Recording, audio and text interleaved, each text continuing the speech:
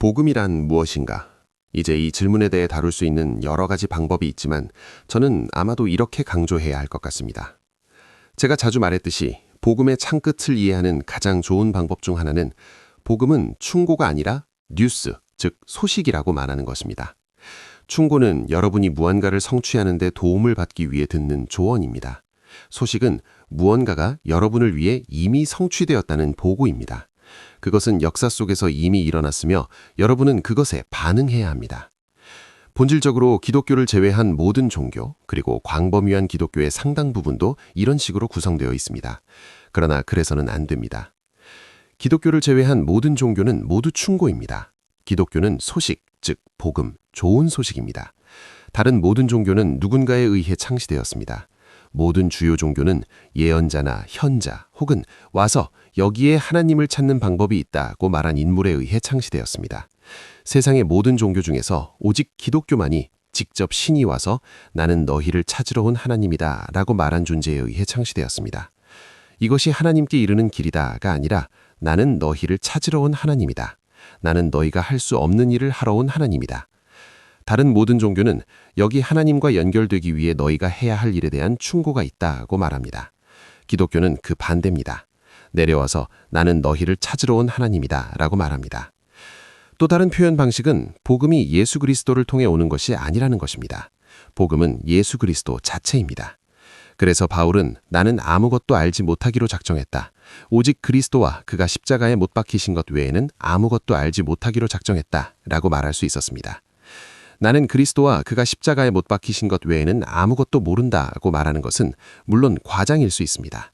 하지만 그가 실제로 말하고 있는 것은 예수님께서 우리를 위해 성취하신 것과 그분에 대한 우리의 의존, 그것이 바로 복음이라는 것입니다. 복음은 짐을 내려놓게 합니다. 짐을 지우지 않습니다. 복음은 충고가 아닙니다. 그것은 소식입니다. 충고는 짐을 지우지만 소식은 짐을 내려놓게 합니다. 제가 수년 동안 이 문제로 씨름하면서 저에게 큰 의미가 있었고 이해하는 데 도움이 되었던 몇 가지 역사적인 이야기가 있습니다. 윌리엄 홀랜드는 대부분의 사람들이 들어보지 못했을 이름이지만 그는 존 웨슬리와 찰스 웨슬리의 친구 중 한 명이었습니다. 그는 초기 감리교도 중 한 명이었습니다. 그는 회심했습니다. 사실 웨슬리 형제가 회심할 때 그도 회심했습니다. 그리고 그들이 하고 있던 일 중 하나는 마르틴 루터의 갈라디아서 주석을 소리내어 읽는 것이었습니다. 어느 날 밤 윌리엄 홀랜드는 그것을 깨달았습니다. 이것이 그의 설명입니다. 찰스 웨슬리 씨가 서문을 소리내어 읽었습니다. 루터의 주석을 읽으면서 이런 대목의 말을 했습니다. 그렇다면 우리가 할 일이 아무것도 없는가? 라는 말씀에 나는 갑자기 아니다, 아무것도 없다. 오직 하나님으로부터 우리에게 지혜와 의로움과 거룩함과 구속이 되신 그분을 받아들이는 것뿐이다. 라고 말입니다. 그리고 그 순간 이루 말할 수 없는 능력이 저에게 임했습니다. 저의 무거운 짐이 순식간에 떨어져 나갔습니다. 제 마음은 평화와 사랑으로 가득 차서 눈물을 터뜨렸습니다. 저는 거의 우리 구주를 보는 것 같았습니다. 저의 동료들은 제가 그렇게 감동받는 것을 보고 무릎을 꿇고 기도했습니다. 나중에 거리로 나섰을 때 저는 제가 밟고 있는 땅을 거의 느낄 수 없었습니다. 짐이 벗겨진 것은 그가 루터가 말한 그렇다면 우리가 할 일이 아무것도 없는가? 맞다. 아무것도 없다. 오직 하나님으로부터 우리에게 지혜와 의로움과 거룩함과 구속이 되신 그분을 받아들이는 것뿐이다. 라는 말을 들었을 때였습니다. 그 순간 그는 깨달았습니다. 네이턴 콜스라는 사람에 대한 이야기가 있습니다. 네이턴 콜스는 1740년대에 코네티컷에 살았던 사람입니다. 정확히 몇 년도인지 잊었습니다. 그는 조지 윗필드의 설교를 듣고 회심했습니다. 그는 거의 글을 읽지 못하는 농부였기에 그의 글을 실제로 읽어보신다면 네이턴 콜스에 모두 대문자로 되어 있고 구두점이 없어서 읽기가 조금 어려울 것입니다. 하지만 그가 기독교인이 된 핵심 부분은 바로 이것입니다. 그가 그것을 묘사하는 방식은 이렇습니다.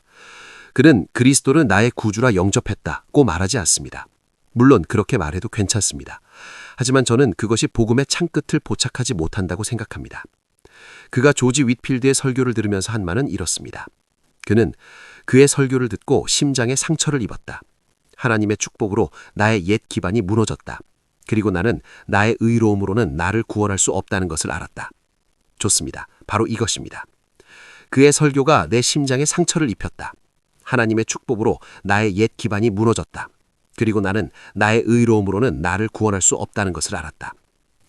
제가 이것을 강조하는 이유는 오늘날 성경을 믿는 그리스도인들, 복음주의 그리스도인들이 충고 제공, 즉 복음으로 빚어진 사역이나 삶이 아닌 두 가지 형태에 빠지기 쉽기 때문입니다. 한편으로는 우리 대부분이 율법주의라고 알고 있는 것이 있습니다. 기독교의 형태가 있습니다. 기독교적인 형태가 있습니다. 많은 기독교 교회가 있습니다. 그들은 성경에 대한 높은 견해를 가지고 있지만 율법적입니다. 그리고 그들이 하는 일은 명시적으로 그러나 보통 암묵적으로 여러분이 엄청나게 선하지 않다면, 이 모든 규칙들을 따른다면, 성경에 없는 많은 규칙들을 포함해서 이 모든 규칙들을 따른다면, 여러분이 이렇게 살고 이렇게 하고 이 모든 것들을 믿지 않는다면 여러분은 진정한 그리스도인이 아니라고 사역하는 모든 사람들에게 믿게 만드는 것입니다. 그들은 짐을 지우고 있습니다. 그들은 짐을 지워서 여러분이 이 짐들을 진다면 하나님이 여러분을 기뻐하실 것이다 고 말합니다. 물론 이것은 복음을 잃는 것입니다. 그러나 제가 볼 때 일종의 자유주의적 복음주의 율법주의도 있습니다. 그것은 이와 같습니다. 자, 보세요. 우리는 진노, 피, 속죄 같은 것에 대해 많이 이야기하고 싶어 하지 않습니다. 한편 우리는 교회를 하나님의 새로운 백성으로 이야기하고 싶습니다. 그리고 그것은 사랑, 기쁨, 평화, 정의의 공동체입니다. 그리고 그리스도인이 되기 위해서는 이 공동체에 참여하고 이 공동체의 일부가 되고 세상을 새롭게 하려는 하나님의 프로그램의 일부가 되는 것입니다. 라고 말할 것입니다.